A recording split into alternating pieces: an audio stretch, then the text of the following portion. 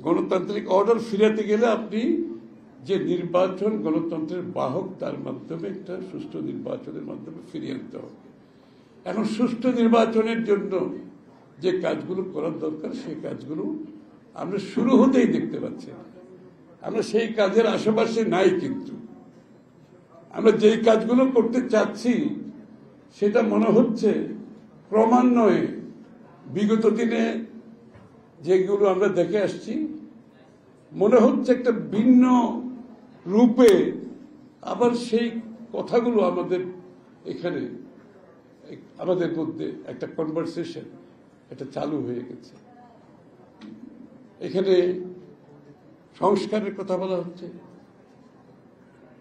এখানে যারা বসে আছে সব সংস্কারের লোক। আমরা 31 দফার সংস্কার দিয়েছি, তার আগে 27 দফা বিএনপি সংস্কারের প্রস্তাব দিয়েছে, তার আগে 7 বছর আগে দেশনেত্রী বেগম খালেদা জিয়া ভিশন 2030-র মাধ্যমে সংস্কারের প্রস্তাব দিয়েছে।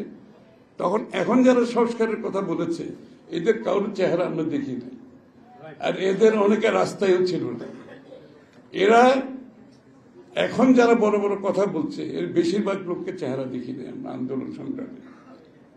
আর এদের মধ্যে কেউ কেউ মাঝে মধ্যে চেহারা উকি ঝুঁকি মেরেছে যখন শেখ হাসিনার ক্ষমতার চাপ তাদের উপর গেছে, তারা গর্তে ঢুকে গেছে, গর্তের থেকে আর বের হয় না।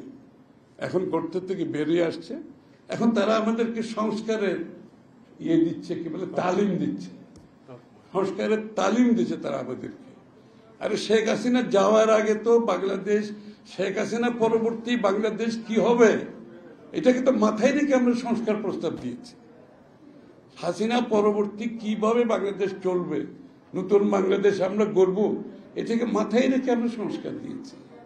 আমরা নতুন করে শেখ হাসিনা যাওয়ার পরে সংস্কারের কথা বলছি না তো, আমরা সবাই মিলে এই সংস্কারগুলো আমরা করেছি।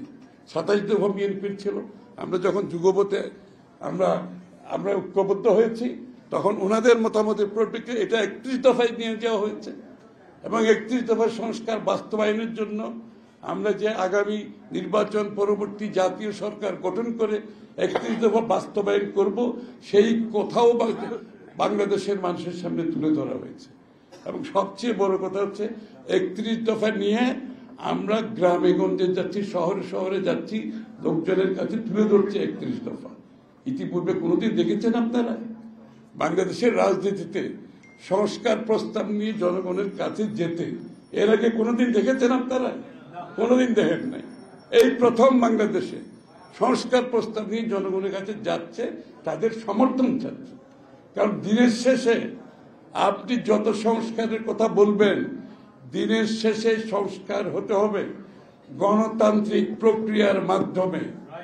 গণতান্ত্রিক প্রক্রিয়ার বাইরে গিয়ে কোনো সংস্কার করা যাবে না। এখানে কাউকে নতুন মালিকানা আমরা দিই নাই, বাংলাদেশের মানুষের মালিকানা অন্য কাউকে মালিকানা দেই নাই যারা আগামীর বাংলাদেশের সংস্কার করবে। বাংলাদেশের সংস্কার হতে হবে গণতান্ত্রিক প্রক্রিয়ার মাধ্যমে, বাংলাদেশের মানুষের সমর্থনের মাধ্যমে। তার বাইরে সংস্কারের কোনো সুযোগ নেই।